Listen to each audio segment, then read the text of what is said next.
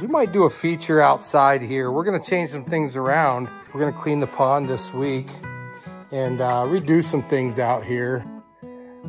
But we'll be on that, maybe even tomorrow.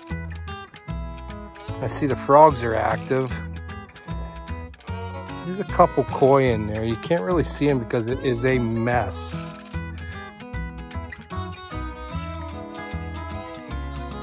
We'll get you some better footage, hopefully tomorrow when we clean it out and we'll get the big feature going.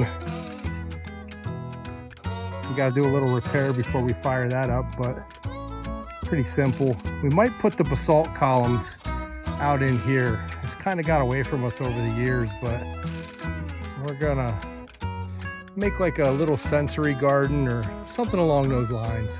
Quentin's already getting started whipping this place in shape. Look at that. How's it going, bud? Looking good, man. The man with the plan. This is one of my favorite features right here when it's running, which hopefully will be tomorrow. This little bubbly rock. You see that boss on the side of there is freaking awesome. I robbed it last year for a couple water features. Luke and I did.